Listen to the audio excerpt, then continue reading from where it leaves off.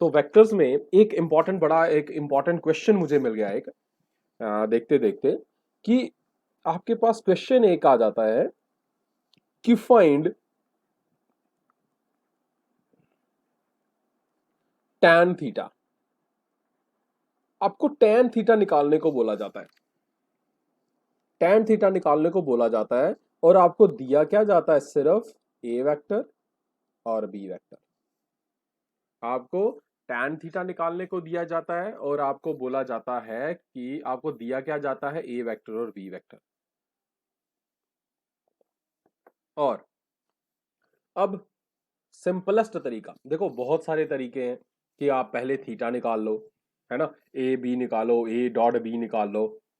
जैसे हमने कल देखा कि दो वेक्टर्स अगर मिले हो तो we can get the value of sine theta cos theta, निकाल सकते हैं ना, बस सिंपल तरीका। अब हमें पता है कि अगर मैं कल हमने क्या क्या निकाला था, हमें पता है साइन थीटा किसके बराबर होता है, A cross B upon A B, है ना। और कॉस थीटा किसके बराबर होता है, A dot B upon A. Yes, ठीक है। तो अब मुझे निकालना है tan थीटा, तो मैं इनको डिवाइड कर लूंगा। tan theta will be equal to sin theta upon cos theta, that will be equal to directly a cross b upon, ठीक है। और ये क्वेश्चन एक तरह से और भी पूछा जा सकता है कि मैं आपको ए और बी वेक्टर ना दूं, मैं आपको दूं ए क्रॉस बी वेक्टर की वैल्यू और ए डॉट बी वेक्टर की वैल्यू, मतलब इसकी वैल्यू दे दूं और इसकी वैल्यू दे दूं, फिर तो आपको इसके अलावा कोई भी दूसरा तरीका है ही नहीं है, ठीक है। अगर ए वेक्टर और बी वेक्टर मिल जाए तो मैं आसानी से ए डॉट बी निकाल सकता हूं और उससे मैं इस फॉर्मूले से साइन थीटा निकालूंगा। साइन थीटा मिल गया तो थीटा की वैल्यू आसानी से निकल सकती है। लेकिन अगर मुझे ए क्रॉस बी और ए डॉट बी मिले तो मेरे पास कोई दूसरा चांस नहीं है to get the value of tan theta, and that one is the easier one, ठीक है। तो ये वाली वैल्यू इस तरह से निकालना बहुत आसान हो जाता है, ठीक है। ये समझ आया tan थीटा कैसे निकालना है। तो tan थीटा निकालने के वही तरीका, एक या तो थीटा निकाल लो उससे tan थीटा निकाल लो, या दूसरा तरीका अगर आपको ए क्रॉस बी और ए डॉट बी दिए हैं in spite of what, A vector और बी वेक्टर के, तो तब आपके पास क्या है, A cross B divided by A dot B, ठीक है भाई। अब न्यूमेरिकल्स जो सॉरी कुछ ऑब्जेक्टिव्स आपके पास आते हैं जैसे स्टेटमेंट्स की फॉर्म में आते हैं, तो वो कुछ चीजें आप नोट कर लो कि वेक्टर जो है, कोई भी वेक्टर हो, इसके रेक्टेंगुलर जो रेक्टेंगुलर कंपोनेंट है, रेक्टेंगुलर कंपोनेंट्स, रेक्टेंगुलर कंपोनेंट्स जो है वेक्टर के, रेक्टेंगुलर कंपोनेंट्स जो हैं वो, अगर वो वेक्टर प्लेन में हो तो उसके दो रेक्टेंगुलर कंपोनेंट्स होते हैं, और अगर वो स्पेस में हो तो तीन। ध्यान हमेशा याद रखना है कि अगर एक वेक्टर हो, उस वेक्टर के रेक्टेंगुलर कंपोनेंट जो होते हैं, अगर वो वेक्टर प्लेन में हो तो दो होते हैं और अगर स्पेस में हो तो तीन होते हैं, याद रखना हमेशा, ठीक है। ये उनकी उनकी वैल्यू क्या है, मिनिमम इतने होते हैं, ठीक है। प्लेन में मिनिमम दो और मैक्सिमम सॉरी और स्पेस में मिनिमम कितने होते हैं, तीन होते ही होते हैं। ये हमेशा इन बातों को याद रखना है। और कुछ आपको मैंने पहले भी पढ़ाया हुआ है, ऑर्थोगोनल ट्राइड की प्रॉपर्टीज तो पता है ना आपको। ऑर्थोगोनल ट्राइड कौन है, आई जे और के। आई डॉट आई क्या होता है, याद रखना है, I dot I, J dot J, के डॉट के, ये हमेशा क्या होता है, वन होता है। और आई क्रॉस आई, जे क्रॉस जे, आई क्रॉस आई, जे क्रॉस जे, के क्रॉस के, ये क्या होता है, जीरो। जीरो होता है। क्यों होता है जीरो, क्योंकि आई क्रॉस आई में दोनों पैरेलल वेक्टर हैं, पैरेलल वेक्टर है तो थीटा जीरो, और क्रॉस में एंगल कौन सा होता है, साइन, साइन जीरो हो जाता है जीरो।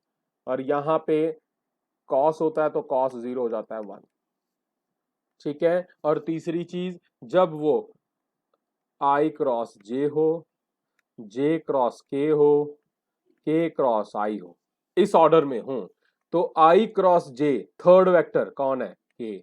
जे क्रॉस के थर्ड वेक्टर कौन है, i। के क्रॉस आई थर्ड वेक्टर कौन है, जे। ध्यान रहे, अगर ये ऑर्डर हो, ऑर्डर क्या होना चाहिए, i जे के।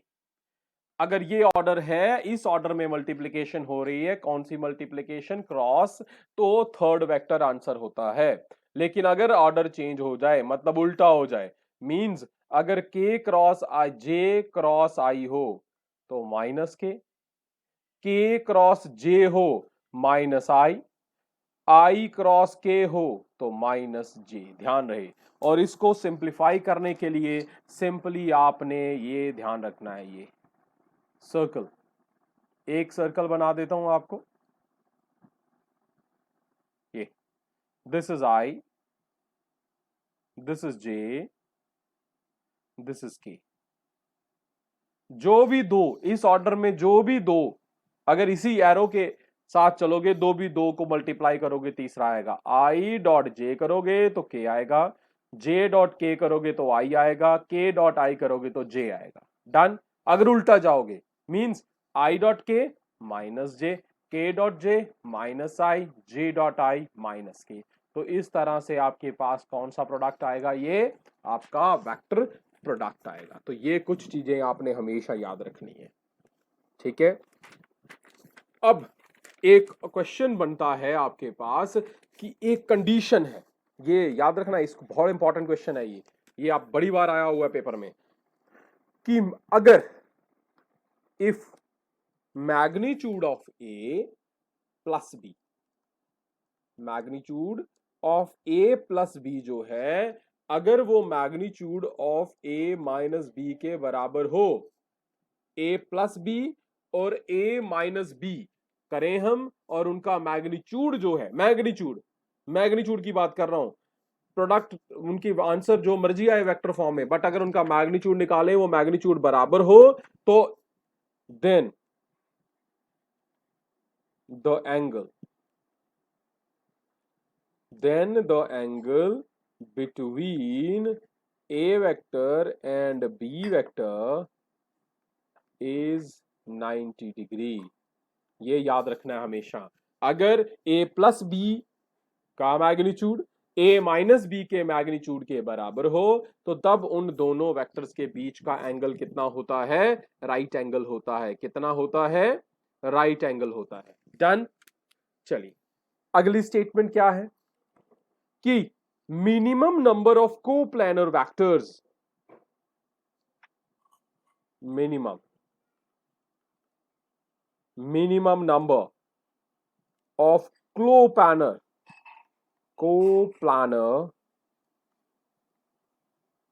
minimum number of coplanar vectors whose resultant can be 0, minimum number, वो कितने कोप्लानर वेक्टर्स का रिजल्टेंट 0 हो सकता है भाई, minimum number of coplanar vectors whose resultant can be 0,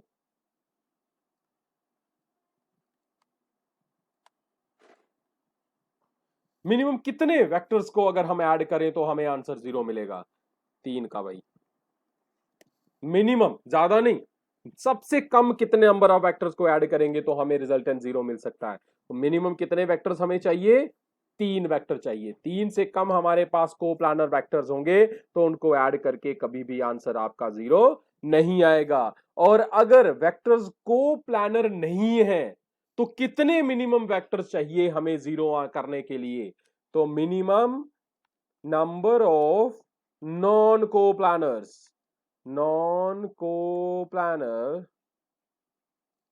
vectors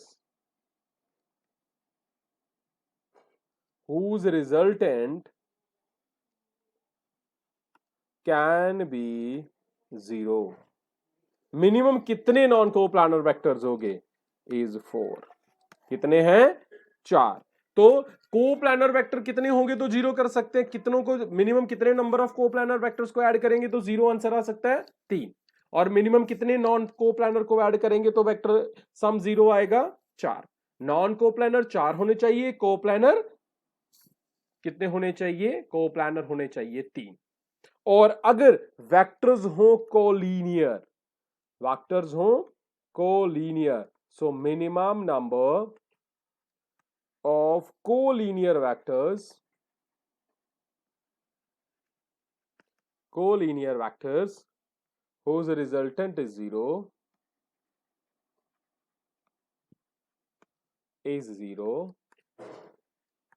is 2। Minimum कितने नंबर होना चाहिए? 2। अगर 2 वेक्टर हो, कल पढ़ा भी था हमने, ए वेक्टर डॉट बी ए वेक्टर 0 होता है। क्यों? ए हो गया एक लाइन, दोनों ए वेक्टर सेम है, कोलिनियर है, एक ही लाइन के अलोंग है, सिर्फ उनकी डायरेक्शन क्या है? अपोजिट है। हम डायरेक्शन की बात नहीं कर रहे हैं, हम कह रहे हैं कि मिनिमम 2 होने चाहिए। तो 2 से कम कभी भी ऐड कर ही नहीं सकते हम, है ना? 2 से कम होगा एक किसमें ऐड करेंगे? तो एटलीस्ट अगर 2 वेक्टर्स हमारे पास हों, वो वेक्टर्स कोलिनियर हों, उनको ऐड करके हमारा आंसर 0 आ सकता है। तो ये कुछ इंपॉर्टेंट आपके पास ये थी, इनको आपने समझ लेना है, ठीक है? इनको आपने अपने पास रख देना है। अब लास्ट वन इसमें एक स्टेटमेंट है जो आपकी आ रही है ए डॉट बी से और ए क्रॉस बी से। अगर आपके पास इफ, अगर ये क्वेश्चन कब आते हैं? जब आपको पूछा जाता है which one is true for this one.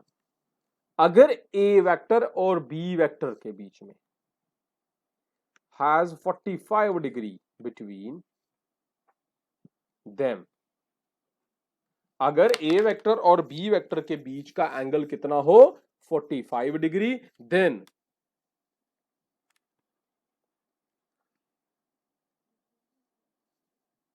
जो उनके बीच डॉट प्रोडक्ट है A dot B vector, that will be equal to the magnitude of A cross B. अगर दो एंगल्स हो, उनके बीच में दो वेक्टर्स हो, उनके बीच में एंगल हो 45 डिग्री, तो उन वेक्टर का क्रॉस प्रोडक्ट और डॉट प्रोडक्ट दोनों का मैग्नीट्यूड सेम होगा। याद रहेगा कि अगर वेक्टर हो कितने? 2 वेक्टर्स हो, उनके बीच में एंगल हो 45 डिग्री का, तो उनका जो क्रॉस प्रोडक्ट है और डॉट प्रोडक्ट है, दोनों क्रॉस प्रोडक्ट और डॉट प्रोडक्ट दोनों का मैग्नीट्यूड क्या होगा? सेम होगा। ये थी भाई आपकी कुछ इंपॉर्टेंट स्टेटमेंट्स जिन पे क्वेश्चंस बन सकते हैं आपके पास, तो इनको आराम से नोट कर लीजिए, और ये नोट करने के बाद इनको समझना भी है और इनको याद भी रखना है, ठीक है? Now move towards motion. अब मोशन की तरफ चलते हैं हम। मोशन हम काफी आसान टॉपिक है और हमें आता है, काफी चीजें हमें क्लियर हैं इसकी, ठीक है? तो हमें पता है हम शुरू कहां से करते हैं हमेशा। We move from distance, we move displacement. तो सबसे पहले डिस्टेंस क्या होता है भाई? भाई डिस्टेंस और डिस्प्लेसमेंट सिमिलर टाइप की फिजिकल क्वांटिटी को मेजर करते हैं। कौन सी फिजिकल क्वांटिटी है? वो लेंथ है। तो डिस्टेंस क्या है? Distance is actual path travelled. Distance क्या है? Actual path travelled. और डिस्प्लेसमेंट क्या है? Path travelled between 2 points. तो वो पाथ जो है वो ट्रेवल करना है आपने बिटवीन 2 पॉइंट्स। कौन सा? इनिशियल और फाइनल। ध्यान रहे, अगर आपके पास ये ए है, ए को आपने मूव करवाया और पहुंच के यहां ए से बी, ए से बी बच्चे अगर आपको डिस्टेंस मेजर करना है, तो डिस्टेंस मेजर करना है तो आपको यहां से इस तरह से इस कर्व पाथ को पूरे के पूरे को मेजर करना पड़ेगा बी तक। और अगर आपको ए और बी के बीच में डिस्प्लेसमेंट मेजर करना है तो डायरेक्टली ये ए और बीच का डिस्प्लेसमेंट ये है, straight line distance between 2 points. तो अब ध्यान से देखो, ए से बी के बीच में डिस्टेंस बड़ा है, डिस्प्लेसमेंट छोटी है। दूसरी चीज ये भी पॉसिबल है कि मैं ए और बी से इसी रास्ते से गया हूं। कौन से रास्ते से? स्ट्रेट लाइन वाले रास्ते से। तो उस समय ए की डिस्प्लेसमेंट भी वही होगी, डिस्टेंस भी वही होगा। तो जरूरी नहीं है कि हमेशा डिस्टेंस बड़ा हो। Distance can be equal, greater than, but never less than the displacement, क्योंकि डिस्प्लेसमेंट सबसे छोटा डिस्टेंस है उससे छोटा डिस्टेंस पॉसिबल नहीं है। तो displacement is the smallest distance travel or the straight line distance travelled, और आपको पता है straight line distance is the smallest always. So distance जो है that is an actual path travelled. Actual path can be curved, it can be straight line. तो curved होगा तो हमेशा बड़ा होगा, स्ट्रेट लाइन होगा तो इक्वल होगा, छोटा कभी भी नहीं हो सकता। सो डिस्टेंस ध्यान रखना है। ये क्वेश्चन भी बनता है कि कौन कौन सी statement for distance are correct. Distance is always positive, distance is always greater than and never less than the displacement. Distance can be equal to displacement. ठीक है भाई। अगला, displacement is either less than or equal to, never greater than the distance. Number 2, displacement can be zero. क्यों? क्योंकि अगर आप घूमते घूमते वापस ए पे आ जाते हो तो फाइनल और इनिशियल पॉइंट सेम हो गए तो डिस्प्लेसमेंट हो गई जीरो। लेकिन पाथ आपने ट्रेवल किया है, पाथ ट्रेवल किया है, पाथ ट्रेवल किया है तो डिस्टेंस जीरो नहीं हो सकता। तो distance can never B zero, displacement can be zero if initial and final points coincide with each other. ठीक है, तो ये कुछ चीजें आपने याद रखनी है। तो क्या क्या याद रखा आपने? डिस्टेंस इज इक्वल टू और greater than, distance is always positive, distance can never be zero, displacement can be zero if final and initial points are same, displacement is either equal to or less than the distance। ठीक है, it can be positive, it can be negative। ठीक है, इन चीजों का ध्यान रखना है। But similarity क्या है? Both are measuring the same physical quantity, both are having the same units, दोनों का यूनिट सेम है, मीटर है, दोनों सेम फिजिकल क्वांटिटी लेंथ को मेजर कर रहे हैं। तो ये बातें हमेशा याद रखनी है। डिस्टेंस कैन बी कर्व और straight line, displacement can never be a curve, it would always be a straight line. तो ये चीजें आपने याद रखनी है किसके केस में? डिस्टेंस और डिस्प्लेसमेंट के केस में। अब अगर आपके पास अगला पॉइंट आ जाता है कि व्हाट इज स्पीड, तो भाई स्पीड क्या है? जितना डिस्टेंस, आप डिस्टेंस की बात कर रहे हैं, तो जितना डिस्टेंस ट्रेवल करते हो आप पर यूनिट टाइम में, तो speed will be the rate of change of the distance. तो डिस्टेंस का रेट ऑफ चेंज जो है वो स्पीड होता है, और वेलोसिटी क्या होती है? Rate of change of the what? Displacement. और डिस्प्लेसमेंट वेक्टर होता है, इसलिए मैंने इस तरह से रिप्रेजेंट कर लिया। तो स्पीड में आ गया डिस्टेंस, वेलोसिटी में आ गया डिस्प्लेसमेंट, याद रहेगा। अब एक्सेलरेशन क्या है? एक्सेलरेशन, एक्सेलरेशन क्या होती है?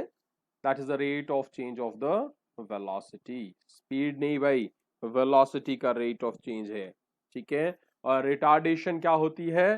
रिटार्डेशन होती है अगर ब्रेक्स अप्लाई हो जाए तो नेगेटिव। Very good. तो नेगेटिव ऑफ एक्सेलरेशन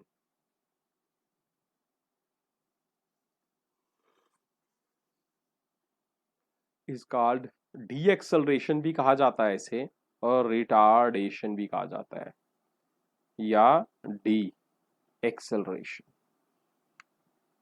ये कब पॉसिबल होती है? जब ब्रेक्स अप्लाई हो जाए। मतलब एक्सेलरेशन जो है, एक्सेलरेशन पॉजिटिव होती है कब? जब final velocity greater than initial velocity हो, है ना। फाइनल, क्योंकि चेंज जो होता है वो v माइनस यू होता है। v क्या है? Final velocity. u क्या है? Initial velocity. अगर फाइनल बड़ी है, इनिशियल छोटी है, तो क्या बन जाता है आपने? रेट ऑफ चेंज जो है, मतलब फाइनल बड़ी है तो बड़ी से माइनस निकालेंगे तो पॉजिटिव आएगा। अगर एक्सेलरेशन नेगेटिव होती है अगर फाइनल वाली छोटी हो जाए। फाइनल मतलब बाद वाली, बाद वाली मतलब मैंने ब्रेक अप्लाई कर दी तो वेलोसिटी कम हो गई, वेलोसिटी कम हो गई मतलब मेरी फाइनल वेलोसिटी कम हो गई है। तो फाइनल वेलोसिटी अगर कम हो जाए तो बन जाती है negative acceleration, and negative acceleration is termed as retardation. तो रिटार्डेशन में फाइनल वेलोसिटी कम होती है, हमेशा याद रखना है। क्या होता है? रिटार्डेशन में फाइनल वेलोसिटी हमेशा क्या होती है? कम होती है। चलिए अब आपके पास काइनेमेटिक इक्वेशंस क्या हैं यूनिफॉर्म मोशन के लिए? पहली है s is equal to u t plus half a t square, फिर आ गया v is equal to u plus a t, फिर आ गया v square minus u square is equal to 2as। और ठीक है, यहां पे कुछ टर्म्स और भी आती हैं। ये तीन तो आगे इक्वेशंस। अब आगे आपके पास एस एन कि distance or displacement at nth second. मैं आपको बोलूं भाई आप सुबह से 1 घंटे से घूम रहे हो, आपने यहां सुंदरबनी पहुंचते आपने अपने घर से अपने स्कूल से सिटी में पहुंचते पहुंचते 60 मिनट्स लगा दिए, डन। मैं आपको पूछो भाई 5th मिनट में आपने कितना डिस्टेंस ट्रेवल किया था? 5वां मिनट जब आपने किया था उस समय आपने डिस्टेंस कितना ट्रेवल किया था? सो उसके लिए आपको ये फॉर्मूला लगाना है S N, it is the distance और nth second or nth term. ठीक है, nth सेकेंड का डिस्टेंस है ये किसके बराबर आता है? u initial velocity plus a by 2 into 2n-1। n क्या है? Number of second. जिस सेकंड में जिस पॉइंट पे जिस इवेंट को आपने मेजर करना है ये उसकी वैल्यू है n। तो जैसे आपको मैं बोलूंगी 5th सेकंड की वैल्यू बताओ तो s हो जाएगा s5 u plus a by 2 2 into 5 minus 1। तो ये क्या है? It is the distance covered in nth second. nth second में आपने कितना डिस्टेंस ट्रेवल किया है। चलिए ये एक बात हो गई। अब आपको बोलूं मैं भाई एवरेज वेलोसिटी निकालो। एवरेज वेलोसिटी तो आपको पता ही है, एवरेज वेलोसिटी क्या होती है? Initial velocity plus final velocity divided by 2। It is u plus v divided by 2। ठीक है भाई, तो ये आपके पास कुछ टर्म्स आ गई हैं।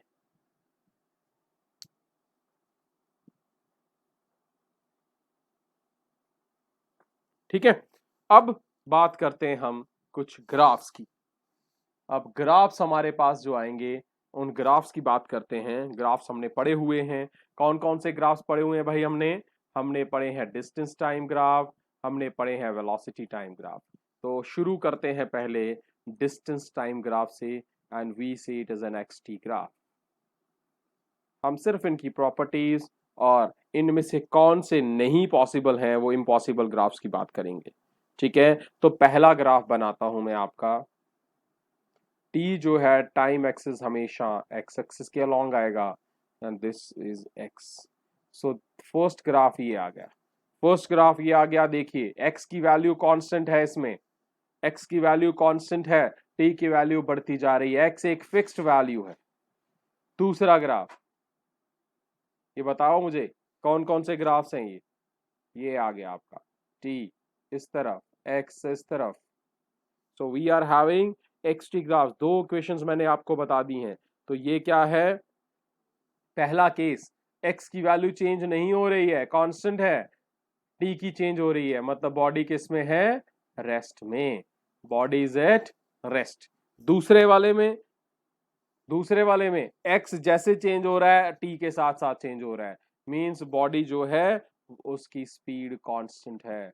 The body is moving with constant speed.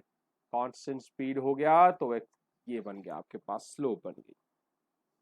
ठीक है भाई, अब आपके पास कुछ चीजें आ गई कि हमने एक्सटी ग्राफ क्यों पढ़ा। ठीक है, और उससे पहले अच्छा दो ग्राफ्स में और बता देता हूं आपको कि आपके पास अगर बोलूं भाई मैं रिटार्डेड या एक्सेलरेटेड, ये एक्सेलरेटेड मोशन को कैसे रिप्रेजेंट करेंगे और रिटार्डेड मोशन को कैसे रिप्रेजेंट करेंगे? एक्सेलरेटेड मोशन मतलब हमारी स्पीड हमेशा बढ़ती रहेगी, तो ये हो गई upward moving curve, that is accelerated. Accelerated motion. और डी एक्सेलरेटेड या रिटार्डिंग मोशन क्या हुआ? ये इसका उल्टा, रिटार्डेड मोशन।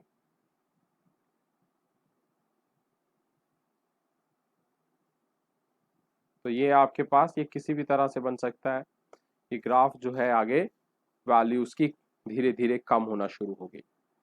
ठीक है भाई, तो इस तरह से अब यहां पे पहला आ गया रेस्ट, दूसरा कांस्टेंट स्पीड, फिर accelerated motion, D accelerated motion. अब एक ग्राफ जो बन ही नहीं सकता, ये कभी पॉसिबल नहीं है। क्यों? क्योंकि इसमें टाइम कांस्टेंट है और एक्स की वैल्यू बढ़ती जा रही है। This is never possible, it is not possible. और दूसरा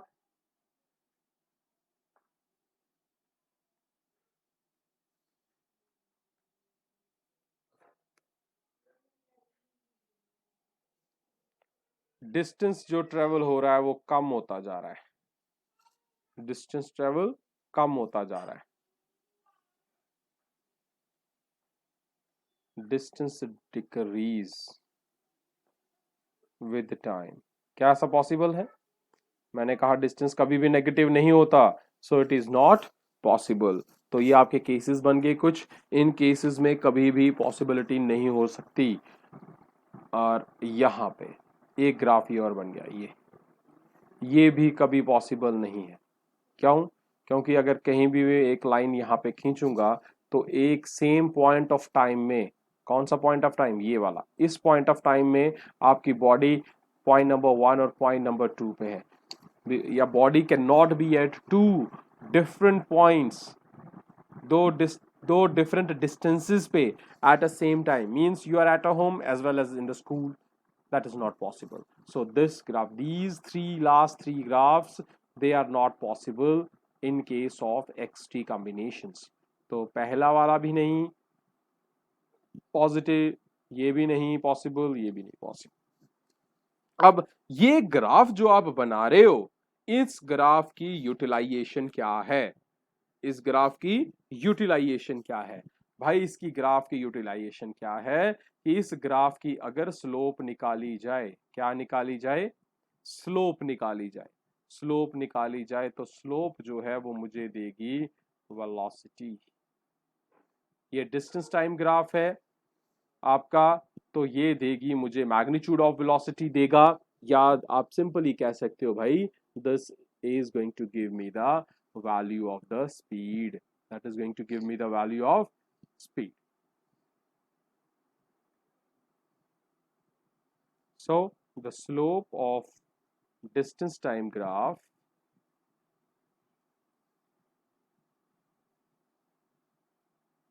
क्वेश्चन आता है, ग्राफ बनाया हुआ होता है xt का, you have to find the value of the slope, that is what? that is velocity. तो डिस्टेंस टाइम ग्राफ की जो वेलोसिटी निकालनी है, अगर आप स्लोप निकाल देते हो तो वो आपको बन जाएगा, आपका क्या बन जाएगा? स्लोप बन जाएगी, वेलोसिटी बन जाएगी। ठीक है भाई, ये आपका कंसेप्ट था। इसी तरह आपके डिस्प्लेसमेंट टाइम ग्राफ्स भी बन जाएंगे। ठीक है, मुझे अब डिस्प्लेसमेंट टाइम ग्राफ से अलावा अब मुझे जाना है सीधा आपके वीटी ग्राफ्स पे। So next one is your VT graph. VT graph क्या है? Velocity time graph. बहुत ही इंपॉर्टेंट है क्योंकि ये इक्वेशंस इन्हीं से डिराइव की हैं आपने। तो अगर आपके पास सबसे पहला ये आ गया भाई, आप velocity, velocity is along Y axis, T is along X axis. ठीक है, तो पहला वीटी ग्राफ पार्टिकल अगर इनिशियल पॉइंट इसका ये है और एक्स एक्सिस पे ही इसका ग्राफ बन रहा है, ये एक्स एक्सिस पे ग्राफ बन रहा है, तो बॉडी इज एट रेस्ट, तो बॉडी इज एट रेस्ट। ये किसके लिए है? पार्टिकल किस में है? रेस्ट में है। और कहां पे है? ओरिजिन पे। अगर ओरिजिन पे नहीं होता तो यहां पे ग्राफ बन जाता है इसका। ठीक है, तो ओरिजिन से ऊपर ग्राफ बना देते हम, तो अब भी रेस्ट में आ जाता। अब अगर मेरी वेलोसिटी कांस्टेंट हो तो ये बन गया भाई, तो वेलोसिटी कांस्टेंट है और उसकी वैल्यू 0 से बड़ी है, ध्यान रहे। Velocity is constant and it's value is more than 0। तो ये आ गया किसके लिए? कांस्टेंट वेलोसिटी के लिए। इसकी एक फिक्स्ड वैल्यू है, कितनी वैल्यू है? ये इतनी, जिस पॉइंट पे ये काट रहा है। ठीक है भाई, अब अगर आपकी बॉडी कांस्टेंट वेलोसिटी के साथ तो है ये, अब कांस्टेंट वेलोसिटी के साथ है तो यहां पे ये क्या है, इसका ग्राफ कैसा बन रहा है, parallel to time, parallel to time. अब अगर आपकी वेलोसिटी जो है उसकी एक्सेलरेशन कांस्टेंट है, विद द कांस्टेंट एक्सेलरेशन, तो ये ग्राफ बन गया। So it is a constant acceleration. Constant acceleration मतलब वेलोसिटी भी और टाइम भी दोनों सेम रेशियोज में इंक्रीज होते हैं, तो आपके पास ये बन गया। अगर आपके पास नॉन यूनिफॉर्म ग्राफ हो तो आपका जो ग्राफ है वो कर्व बन जाएगा। ये क्या है, it is a non uniform motion. Non uniform motion हो तो आपका ग्राफ कैसा बनता है भाई, आपका ग्राफ बनता है कर्व, आपका ग्राफ बन जाता है कर्व। ठीक है, अब इसकी यूटिलाइजेशन का पहला, इसकी अगर स्लोप निकालें, स्लोप ऑफ वीटी, एक्सटी की स्लोप हमें क्या देती थी, वेलोसिटी, तो वीटी की स्लोप हमें देती है भाई एक्सेलरेशन। स्लोप किसी भी पॉइंट पे निकालो तो हमें मिलेगी एक्सेलरेशन। डन, किसी भी पॉइंट पे निकाल लो। ठीक है, अब अगर आपकी एक्सेलरेशन डिक्रीज हो रही हो, if your acceleration is decreasing with time, तो ये तो है, ये पता ही आपको। ठीक है, if your acceleration is increasing with time means positive acceleration है, तो इस तरह से आपके पास आ जाएंगे केसेस। तो ये आपके पास कुछ केसेस हैं, यहाँ पे आपके पास कुछ वैल्यूज हैं। अब आपको मैं बताता हूं दो ऐसे ग्राफ जो नॉट पॉसिबल है। पहला कि आपका ग्राफ जो है वो क्लोज कर्व नहीं हो सकता, ये क्लोज कर्व नहीं हो सकता। क्यों क्लोज कर्व नहीं हो सकता भाई, क्योंकि पार्टिकल जो है वो एक जगह पे एक से ज्यादा वेलोसिटीज रखेगा। कहीं भी काट लो, यहाँ पे काट लो, इस पॉइंट पर इस पॉइंट पे सेम वेलोसिटीज, सेम टाइम पे दो अलग अलग वेलोसिटीज हैं। इसी तरह अगर ये ले लो, यहाँ पर भी सेम टाइम पे दो अलग अलग वेलोसिटीज हैं, so that is never possible. So अगर आप क्लोज कर्व बनाते हो तो एक से ज्यादा पॉइंट्स पे सेम वेलोसिटीज की वैल्यू मिल जाएगी, विच इज नेवर पॉसिबल।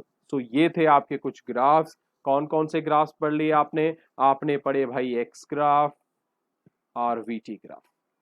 अब वीटी ग्राफ, एक्सटी ग्राफ मैंने बताया कि उसकी स्लोप जो है वो आपको देती है वेलोसिटी या स्पीड कह सकते हो, और वीटी ग्राफ जो है इसकी स्लोप जो है वो हमें देती है एक्सेलरेशन। अब वीटी ग्राफ का जो एरिया है, area under curve, area under curve means initial और फाइनल पॉइंट है जो कर्व के, उनको मीट कर दो एक्स एक्सिस पे, तो जो डायग्राम आपके पास बनेगी means if you are having this one, ये आपकी टाइम एक्सिस है, ये आपकी वेलोसिटी, मान लीजिए ये आपके पास ग्राफ है, तो इनिशियल पॉइंट तो है ही ओरिजिन पे, फाइनल पॉइंट ये है, इसे भी मीट कर लो एक्स एक्सिस पे। ये क्या बन गई, एक ट्राइंगल। इस ट्राइंगल का जो एरिया होगा that will be the area under the curve. वो क्या बन जाएगा आपका, एरिया अंडर द कर्व। भाई area under the curve for VT graph, VT graph के लिए जो एरिया अंडर द कर्व है that gives us the displacement. वो हमें क्या देता है, वो हमें देता है भाई डिस्प्लेसमेंट ऑफ बॉडी। जो बॉडी जो है वो मूव करती है तो कितनी डिस्प्लेसमेंट लेगी, वो आपको देती है कौन, वो आपको देता है area under the curve of the VT graph. तो ये बात याद रहेगी। तो चलिए मैं आपको जल्दी से आपको कुछ पॉइंट्स आपको बता दूं जो आपको मैंने पढ़ाए हैं अभी। नंबर वन, डिस्टेंस जो है वो हमेशा क्या रहेगा, पॉजिटिव रहेगा। डन, डिस्टेंस कभी भी जीरो नहीं हो सकता, can never be equal to zero. Distance जो है ये कभी भी डिक्रीज नहीं होता, never decreases with the time. इन बातों को याद रखते रहना है. Distance is always positive, can never be zero and always decreases with time. और हमेशा सबसे बड़ी बात, डिस्टेंस जो है या तो बड़ा होगा या बराबर होगा किसके, डिस्प्लेसमेंट के. तो डिस्प्लेसमेंट या तो छोटी होगी या हमेशा बराबर होगी डिस्टेंस के. डन. डिस्टेंस स्केलर है, डिस्प्लेसमेंट वेक्टर है, वो तो आपको पता ही है. ठीक है.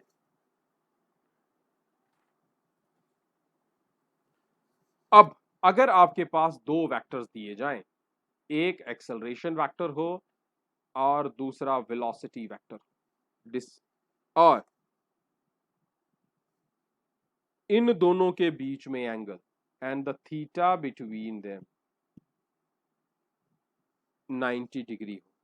एक्सेलरेशन और वेलोसिटी के बीच में एंगल कितना हो, 90 डिग्री हो. तो पाथ जो है, वो पाथ जो है that will be a curve. तो मैं आपको ये पूछ सकता हूं कि अगर दो वेक्टर दिए जाएं, मैं बोलूंगा whether the path is a curve और a straight line, what you have to do, you have to get find the angle between them. अगर दोनों वेक्टर्स के बीच का एंगल 90 हो तो कर्व बनेगी, अगर 90 नहीं होगा तो कर्व नहीं बनेगी.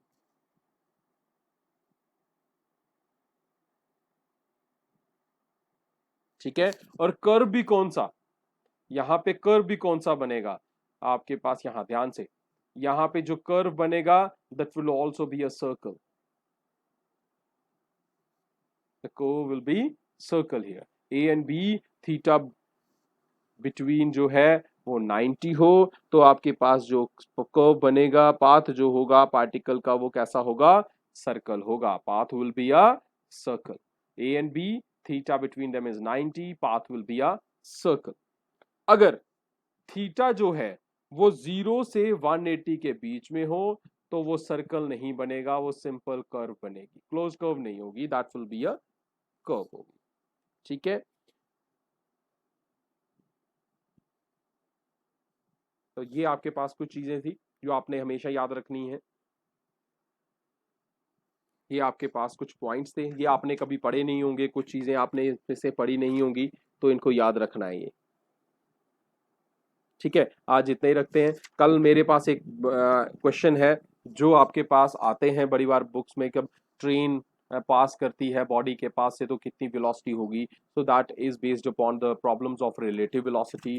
तो कल हम रिलेटिव वेलोसिटी पढ़ेंगे. और दूसरा इंपॉर्टेंट टॉपिक कल जो हम पढ़ेंगे that will be the projectile motion. तो कल हम बड़े ही इंपॉर्टेंट टॉपिक्स जो होंगे, कल means the next working day, next lecture when we are having, that will be the relative velocity and projectile motion.